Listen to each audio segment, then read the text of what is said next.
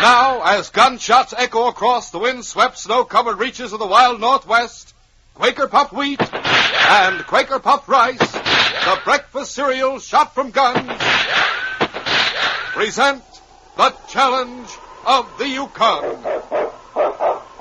It's Yukon King, swiftest and strongest lead dog of the Northwest, blazing the trail for Sergeant Preston of the Northwest Mounted Police in his relentless pursuit of lawbreakers. On, King! On, you huskies! Gold discovered in the Yukon. A stampede to the Klondike in a wild race for riches. Back to the days of the gold rush. With Quaker Puffed Wheat and Quaker Puffed Rice, bringing you the adventures of Sergeant Preston and his wonder dog Yukon King as they meet the challenge of the Yukon.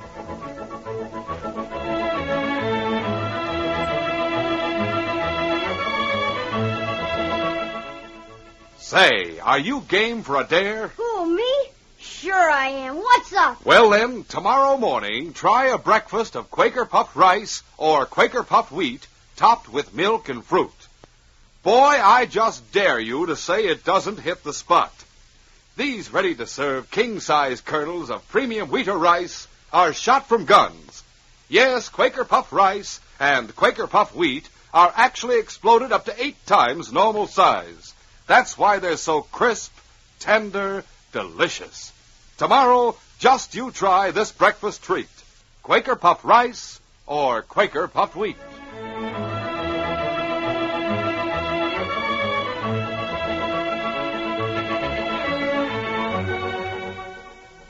It was summer in the Yukon. Old Hank Miller, owner of the Selkirk Mining Company, sat in the living room of his home outside of Selkirk, with his foot propped up on a footstool. He was talking to Dave Small, cafe owner and part-time lawyer in Selkirk. I asked for you to come here, Dave, because I got a legal job for you to do. A legal job, hmm? Yeah. I want you to fix up a will for me. A will? Why, just because you got rheumatism in your leg don't mean you're going to pass on, Hank. Oh, I don't aim to pass on yet, Dave. Just want to get this will business settled before my son gets here. Your son, you say? That's right. Well, I didn't know you had a son, or any other relatives for that matter, Hank. Surprised, eh? So'll a lot of others be. Where is this son you speak of? Well, he's been back east in the States. Fact is, I haven't laid eyes on him since he was a baby. Well, what do you know? How'd that happen? Well, let's see now. It was almost 22 years ago that I said goodbye to my wife and newborn son, went west to make my way. Mamie died, and the boy was raised by her ma. I expect he's quite a man now, Dave. Have you kept in touch with him, Hank? Well, now off and on, George and I have been writing back and forth. Of course, most of the letters came from Mamie's ma, the boy's grandmother, you know. Oh, I see. Seems like the grandmother died not so long ago. George wrote me about it. Letter came yesterday. Here, it's right on the table. Read it if you like, Dave. Mm-hmm. Now that Grandma's gone, I have no one but you, Dad. Wanted to join you long ago, but couldn't leave her alone. You see, the old lady was ailing and couldn't travel. I see. Read the rest of it, Dave. That's the best part. I'm coming out now to be with you and to help you run the mining company. Yeah. Found out I can get a boat from Seattle that'll arrive there the middle of July. Well, say, Hank, the boat he means must be the one that gets in day after tomorrow. Yeah, that's what I figured. I guess this bum leg will keep me from meeting him at the boat landing. I'll have to send one of the men into Selkirk to bring George out here. I suppose he sent you a tintype of himself so you know what he looks like. No, he didn't, Dave. And I never got around to sending him a picture either.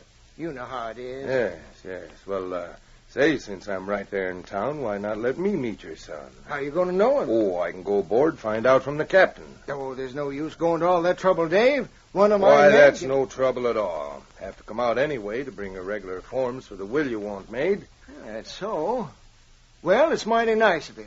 It'll save one of the men the trip. All right, it's all settled then.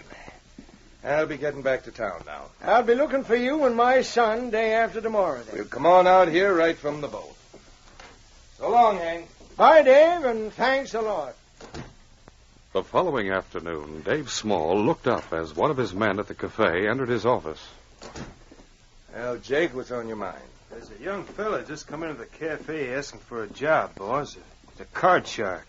Just come over the trail from Whitehorse. I don't think we need anyone else, Jake. He's a good-looking fella. Be good to have around the gaming room, seems to me, boss. Wait a minute. Maybe I could use him at that. Have him come in here. All right. Hey, fella, come in here a minute. Boss willing to take me on? He wants to talk to you. Come on. I hear you want to work for me. That's right. I'm sort of handy with cards. Thought you might have a place here. Have any friends here? No, I just got in. Worked my way up on a scow that came from Whitehorse, going on through to Dawson. I see. Then there's no one in town who knows you. No. My name is Joe Weeks. How old are you? 22. I worked my way west 3 years ago from Chicago, then came up here. I thought you were from somewhere in the east. Look, Weeks, I have a plan in mind that could bring you a nice little pile. If you're willing to play along. Sure. Why not? What's the deal? Now, first of all, if you accept my proposition, you'll have to change your name. Change my name? That's right. Instead of Joe Weeks, you'll be known as George Miller, son of Hank Miller, owner of the Selkirk Mining Company. One of the wealthiest men around here.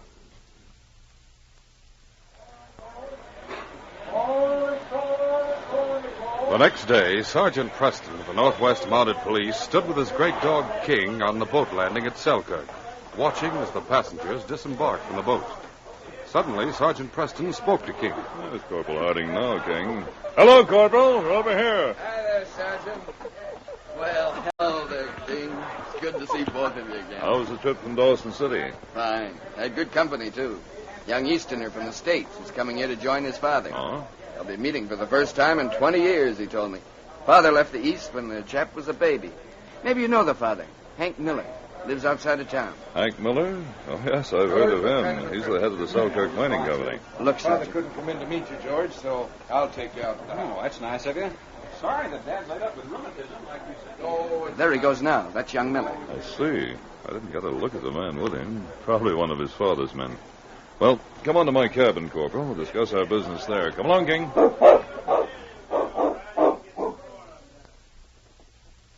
A short time later, in Dave Small's office, George Miller finished talking about himself. And I guess that's about all there is to tell about my life in the East, Mr. Small. I hope you don't think I'm being too inquisitive in asking about you this way, George. Being one of your father's friends, I'm greatly interested. Not at all. Yeah, I guess everything's under control here. Had to stop by to pick up some papers your father wanted me to bring out. Come on, I have a couple of horses waiting out back. Sure anxious to get out of there. See, Dad. I know just how you feel. Isn't much of a ride. We'll be there before you know it. Let's go. Sergeant Preston's cabin in Selkirk was on the edge of town along the trail that led to the Selkirk Mining Company mine and the home of Hank Miller.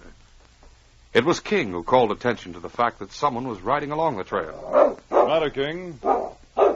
Running to the door. Yes, someone's riding along the trail outside. Oh, there are two riders on the trail. I can see them from this window. Oh, yeah. That's the same fellow who got off the boat, young Miller. The other one's the cafe owner. I recognize him now. Chap with the name of Dave Small. Guess he's taking Miller out to his father's place. I like George Miller. Nice, clean-cut chap. He asked me to stop by and meet his father before I left Selkirk. Well, that'll be easy, Corporal. The trail to Beaver Dam that you'll be taking tonight goes right past the Miller place. Why not stop in then? Good idea. I'll do it. When I come back, I'll have him meet you, too, Sergeant, since he's going to stay here permanently. Well, shall we start getting my grub together for the trip, Sergeant? That's a good idea. You'll be back here in 5 days, so you won't have too much to carry. Come on, I'll help you get it packed. Meantime, George Miller and Dave Small rode some distance up the trail toward the Miller place. Gonna have to get used to calling this country my home, Mr. Small. Gonna be strange calling someone Dad, too. You'll soon get used to it. I would... Say, two riders coming along that fork to the left, riding pretty fast, too. Say, they have handkerchiefs covering part of their faces. Maybe they're going to... We better stop. Hold there, hold. Now, what's the meaning of this? Never mind the questions, mister. We got you covered. You don't want to get a slug of lead, do as we say. This is a holdup. We don't have anything worth taking. I don't see why you... Shut up, you. Now, see here. This is an outrage. You got nothing to worry about, mister. I'm taking this other fellow with me. Oh, I won't go anywhere with you. Careful, George. They have guns. Sure, and we'll use them, too. Weeks, you ride up the trail with that older fellow. Young guy's going to ride back along the branch trail with me. Right. What's this all about? Never mind. Now, get going, you two. All right. Come on, mister. And don't forget I've got this gun held on you. I guess there's nothing else to do right now. Get up there. Get up. All right, fella. Now, you and I are riding on that branch trail. Get going if you know what's good for you. Get up. Get up. Get up there.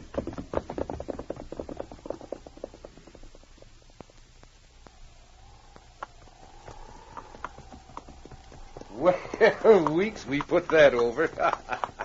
There's the Miller place just ahead. Sure looks like a prosperous man lives in that place. Hank Miller's wealthy, like I told you. Now make sure you get everything straight before we get there. I think I got everything straight. I even memorized that note you stole from the old man. Good. Remember the facts I found out from young Miller about himself. Old Hank Miller's no fool. I'm beginning to feel that I am George Miller. How long do I have to keep up the axe for? Once that will is signed, I have a feeling the old man will meet with an accident of some kind. Jake will take care of the real George Miller. Then what? Then you, as heir to the Miller holdings, will sell out to me at my price. And leave the territory with a nice, tidy sum for your trouble. I didn't figure on tying in with any killing. Well, you're in too deep to back out, Weeks, and don't go getting cold feet. All you have to do is play the part well. If you don't, well, there might be another killing you didn't figure on. Now we go in so you can meet your long-lost father. Get up there. Get up. We'll continue our story in just a moment.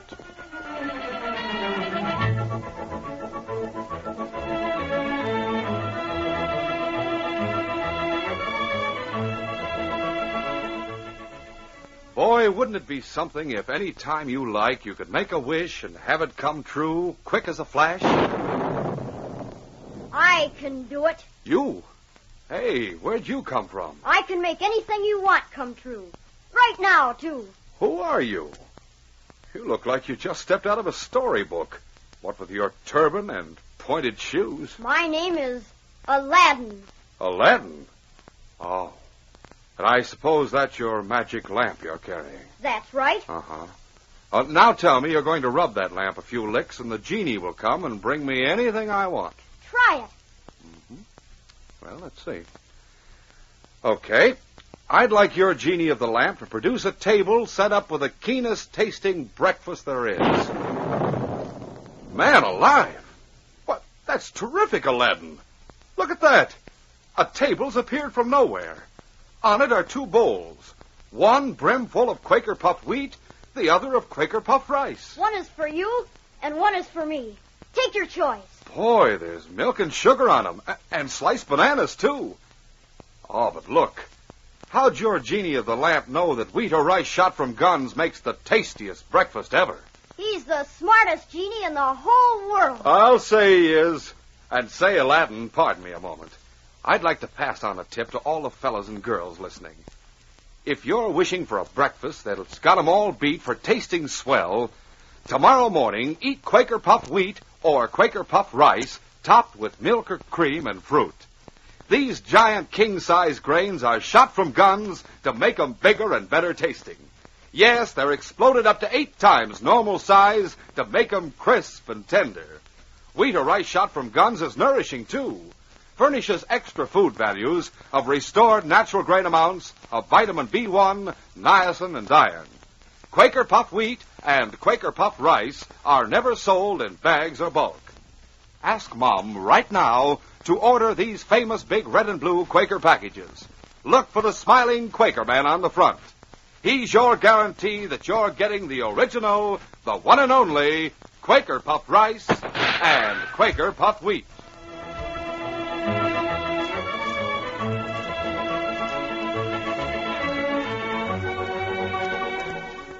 Now to continue our story.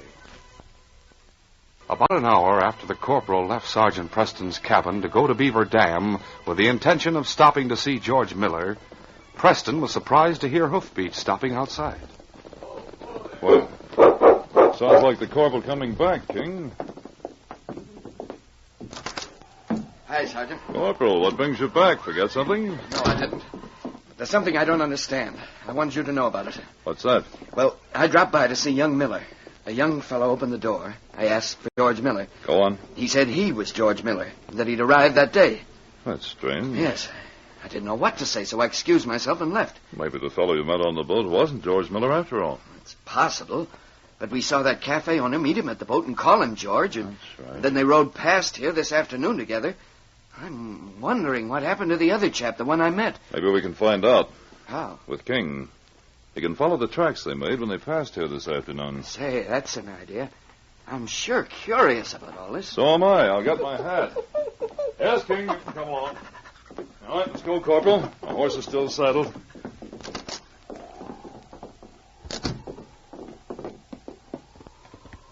There are the tracks they made. I'll tighten this cinch. Easy, fella, easy now. Here, King! Follow them, King. Find them, boy. King has a scent. Steady, fella. Let's go, Corporal. Get up there!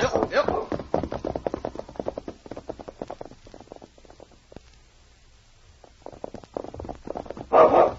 Oh, hold on. Oh, steady, boy. King's running around in circles. Yes. 2 men stopped here, see? They were joined by 2 others who came along the branch trail, and they rode on. And why doesn't King follow along the trail if they both rode on? I don't know. Oh, beginning to see why King's confused. What? The 2 men who passed my cabin must have separated. Notice how King runs up the trail a bit and then doubles back to the branch trail? Say, that could be it. I think we'll follow the track and go along the branch trail and see where they lead. Go that way, fella. That way. Get up there. Yep. Sergeant Preston and the corporal followed King for some distance along the narrow branch trail. Finally, as they rounded a bend, Sergeant Preston pulled up and called out to King. Go there. King, quiet, fella. Easy there. Why have we stopped here? Look over there to the left. An old cabin well off the trail. Yes. I'll ride over there and see who's inside. Get up. Come on now. Look. Someone's opened the door, Sergeant. Yes, and he has a rifle. I'll talk to him from here. Hold there. Hold on. This is private property. You've got no right coming here, even if you're Mounties. Who's in that cabin with you, mister? Nobody. I live here alone. I get going. I can see the tip of 2 horses' heads at the back of the cabin, Sergeant. I know. He's lying. But he won't hesitate to use that rifle, I'm sure. You've got no right coming here, like I said. Even if you're Mounties, I use this rifle if I have to. Maybe if we separated, one going to the No, left. he might get one of us before we got close enough to use our revolvers. King, fella. Go get him, boy. I'm getting impatient. If he sees King. The scrub's high enough to give King cover. Watch him. As the 2 Mounties sat facing the threatening rifle in the hands of Jake, King, seeming to know what was expected of him, crouched low, and then, hidden by the scrub growth, crept silently off to one side, gradually circling around until he appeared at the side of the cabin out of Jake's sight. Sergeant Preston watched as King moved slowly forward. Watch King, Corporal. Be ready. I said to get going. I've given you time enough to get off my property. Now I use force. As Jake moved away from the cabin a bit and took aim at the 2 Mounties, the great dog King, moving like a streak of lightning, moved around the edge of the cabin and leaped. Take him off. Up there, come on now. Get him off of me. Hurry up. Oh, hold on. Down, King. Down. Steady, fella. That dog. He sneaked up on me. Keep him away. Watch him, King. Get his rifle, Corporal. Sure. Someone on that bunk over there. Just a minute, and I'll loosen that gag. There. Now to cut these cords on your ankles and wrists. Uniform. You must be a Mountie. I've heard of them in the States.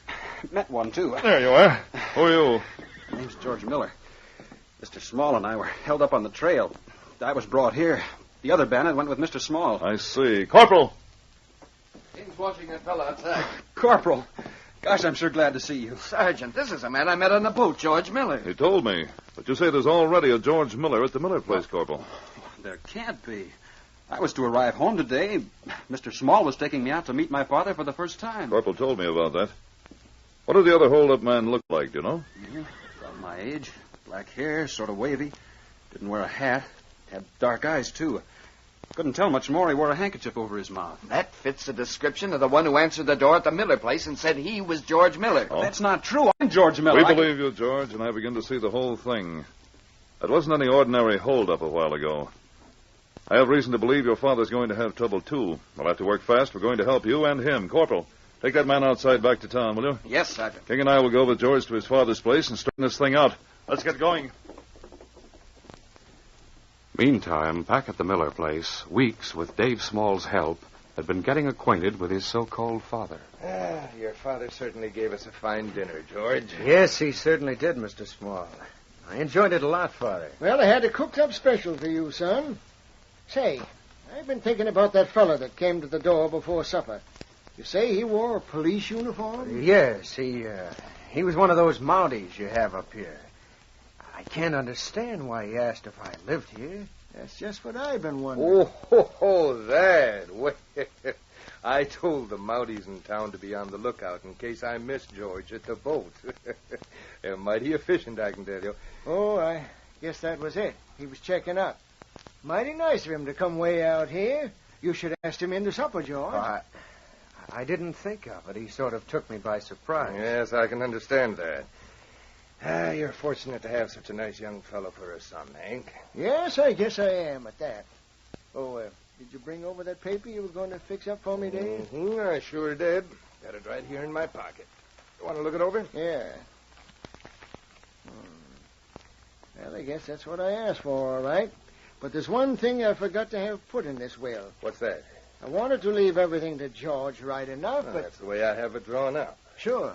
But I want to write in a condition to the will, Dave. A condition? Well, I worked hard to form that mining company. I wanted to stay in the family. I hope for George to get married and to pass it along to his son when he has one someday. That's why I want you to say in this will that George isn't to sell or trade off any part of the company.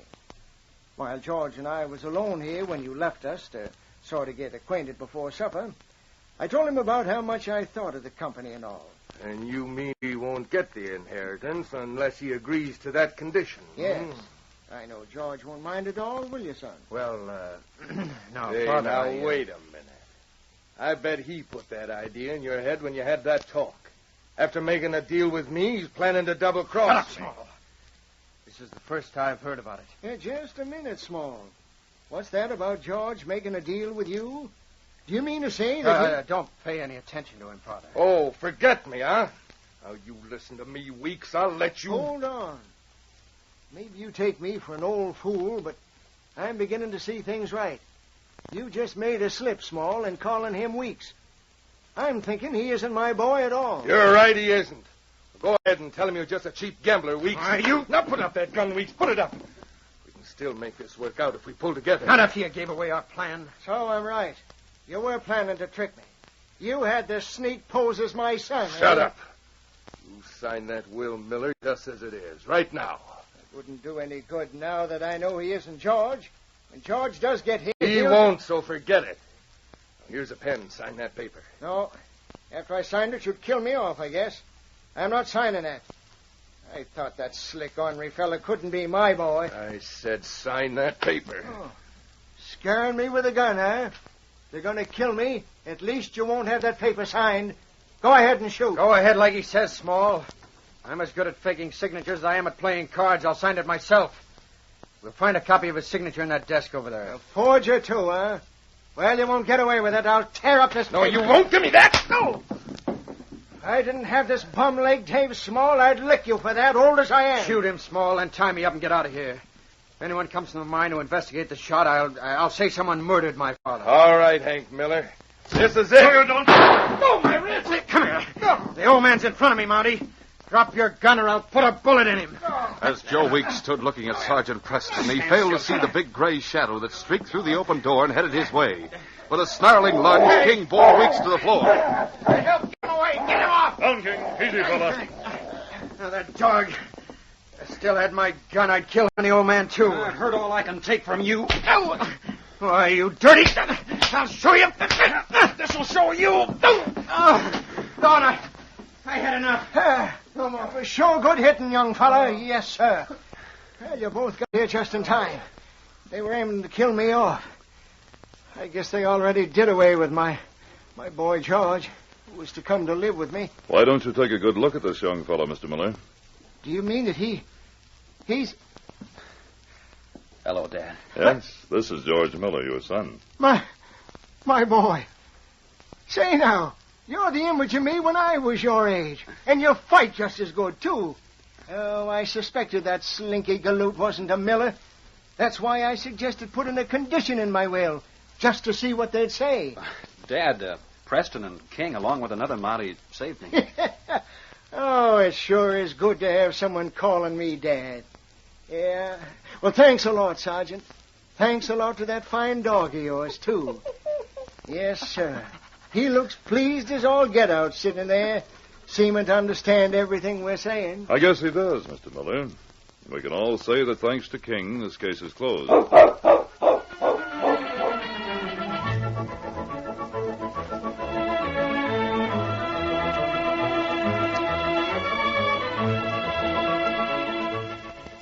In just a moment, Sergeant Preston will give you a preview of Friday's adventure. Fellas and girls, remember, your grocer now has special new model farm packages of Quaker Puff wheat and Quaker Puff rice. Yes, the famous breakfast cereals shot from guns now come on 8 different, exciting new packages. And on a single package, you get as many as 6 different models of farm buildings and farm animals. These models are yours at no extra cost. There's no waiting. So shake a leg. Get in on the fun. Start building yourself a swell model farm pronto. Remember, you can now get 46 keen detailed scale models on packages of Quaker Puff wheat and Quaker Puff rice. They're yours at no extra cost. Yes, they're yours for the asking when you ask for Quaker Puff wheat and Quaker Puff rice. These radio dramas, a feature of the Challenge of the Yukon Incorporated, are created and produced by George W. Trendle, directed by Fred Flowerday, and edited by Franz Stryker. The part of Sergeant Preston is played by Paul Sutton. They are brought to you every Monday, Wednesday, and Friday at this same time by Quaker Puff wheat and Quaker Puff rice, the breakfast cereals shot from guns. Listen Friday, when Sergeant Preston and Yukon King meet the challenge of the Yukon in the case of Grizzly Grayson. Grizzly Grayson was a notorious criminal. King and I found him dead on the floor of a canyon. I was due for a big surprise when I brought in Grayson's body. I was met by a constable who told me Grizzly Grayson was in jail and very much alive. This led to one of the most amazing adventures King and I have ever had. Be sure to hear this exciting adventure Friday.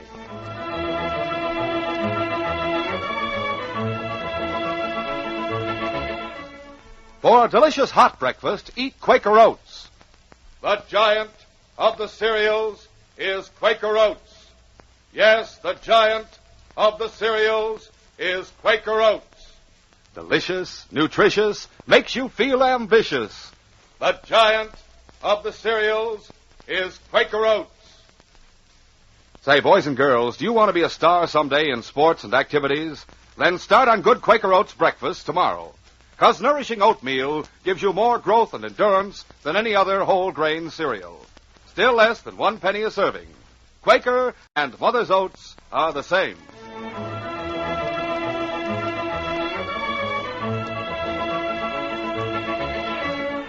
This is J. Michael wishing you goodbye, good luck, and good health from Quaker Puff wheat and Quaker Puff rice.